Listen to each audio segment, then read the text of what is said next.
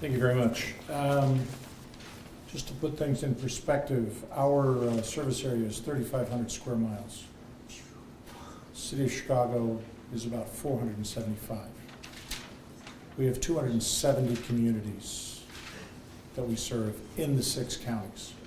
So every day is a joy in terms of trying to figure out how we're going to serve that. I usually don't take exception to something my host says, but I do have to correct the record. In the past, there was a great deal of conflict between the 3 service boards. Today, we've learned how to sing Kumbaya, and we've learned how to hold hands, and we all went back to kindergarten, so we've all learned how to play well in the sandbox together. CTA, PACE, and Metro are all working collectively to try and change and improve how transportation is provided here in the 6-county area. PACE has had to adapt. We've had to be innovative because of the markets that we serve. We serve communities that are just as dense in the suburbs as the city is. And yet we also end up in the exurban horse farms of the northwestern part of the region. So it's quite a challenge. So one of the things that we've come to realize is that for the average person, most shared mobility concepts are intimidating in terms of, because they require somebody to go above and beyond the average transit commute. So our experience is that commuters are looking for options. Often this is their last resort to commuting after looking at regular transit options, which most often are not able to serve their commutes or their travel times.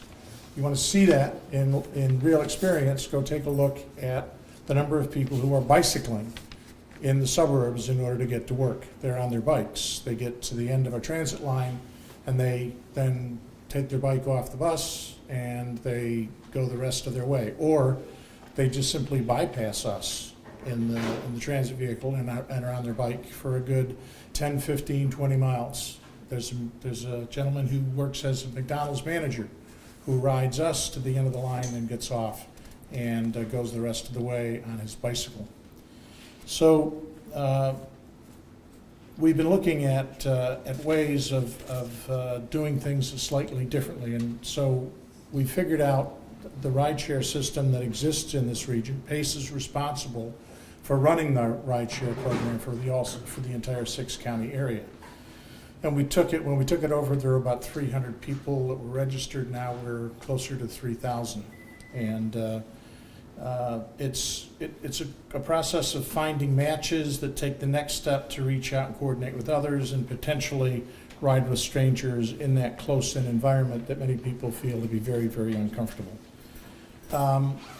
So transit in that sense is a little bit easier for people because all you got to do is show up when we say that the bus is going to be there, and usually we're within 5 to 7 minutes of when we say we're going to get there about 80% of the time. So some things that we're looking at. Shared mobility would be more useful if PACE has a clearinghouse for everyone who is participating and wants to participate. The PACE van pool program needs to be flexible enough to capture the casual rideshare commuter so that they can sample the system without commitment. PaceRideshare.com needs to have a way for users to register carpools and van pools and indicate open seats.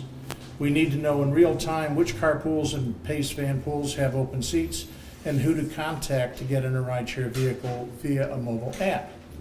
And then partnerships with employers, colleges, schools, and community outreach groups need to be launched to identify the carpool groups. So the outreach to van pool drivers are also need to happen to encourage drivers to self-report within the website their open seats. Pretty simple. That's the typical transit way of looking at the world. And unlike other transit systems, PACE does not view Lyft, Uber, any of the other rideshare things as threats. We don't think you're going to take our market. As a matter of fact, we're looking for partnerships. We're looking for you to fill the gaps that we can't provide. If you take a look at our system map, there are holes. Some of them small, some of them giant. But we need to find a way to get people where they want to go, when they want to go there. And we're willing to partner in order to be able to do that. So in our mind, something that was just mentioned, data. I mean, right now, we are drinking from the fire hose when it comes to the data we're getting out of Ventra. I mean, it is, God had no idea when we took on Ventra just exactly how much data we were going to end up with. But it's telling us a lot of things. So we have to have data for a robust system, and it needs to be fed with potential commuters, rideshare, and participants. Then we feed in the data for the matches. So a traditional systems data creates matches that are limited or non-existent, turning people off. We're looking for ways to create something that's a little bit different, and we're looking at an account-based system that allows people to fully utilize the transit network. Because for us, the Ventra card is the passport to mobility. I realize that the marketing people don't like that term, but hey, I do. So for me, it's a passport. It allows people to go from one to the other. It's account-based. People can get what they need out of the system.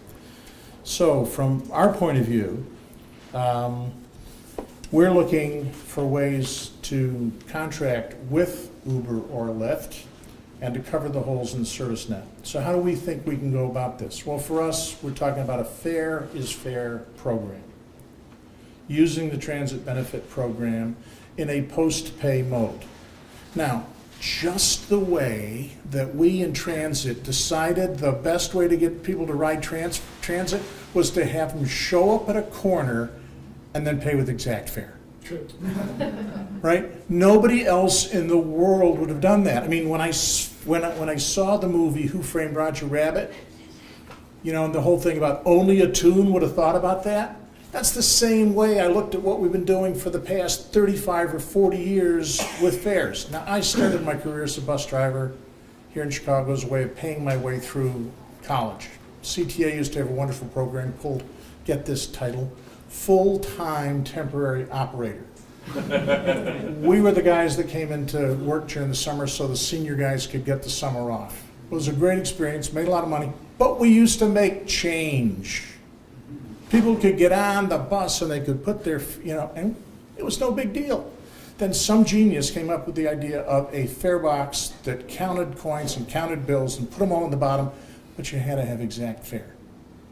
So forget that. Now we've got a way, it doesn't care. The other great thing was the transit voucher program, right? This is the way in which you get your employer to save the money for you and to pay for it and whatever else. How many employers are doing that in this region?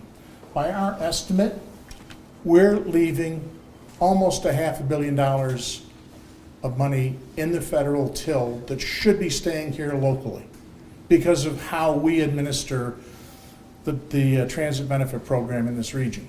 So we're saying, great idea, wonderful for 60s or 70s bus company, let's do it slightly differently. So what we're going to say is, you take the ride, use your Ventra card, take your ride. We'll bill you, your employer, at the end of the month.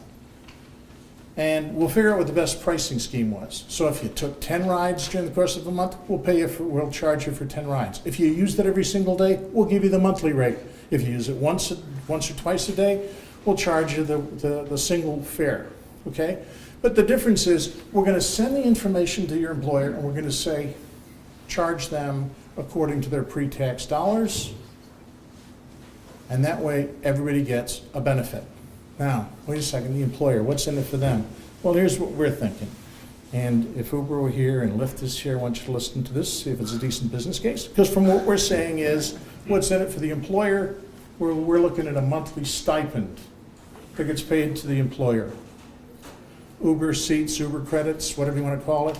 They can now have a vehicle pick somebody up, bring them to the office, send somebody home at the end of the day. Takes care of that whole thing about the emergency ride home program. It's done. You've got a system, you've got a way to do it. Slightly different model. The other thing is, you get a hitchhike on the existing van pool services using the unused seats in the vehicles. Van pools also have unused seats in the vehicles, right? So, and what's in it for the regular riders for sharing the excess capacity? Again, we discount their monthly fee because we're doing it at the back end. So it's a slightly different way of being able to use the disruptive technologies that you've already heard from people today. You've heard about Lyft, you've heard about Uber. The other disruptive technology in this region is the venture card. Again, the media here has no idea of how powerful a tool this is now in place. We can take somebody with a disability and we can allow them to use other forms because we've already issued them a card. We've given them a senior card, we've given them a disabled card. So the technologies are there, we've got a different way to do business, and we're open for business, so thank you very much.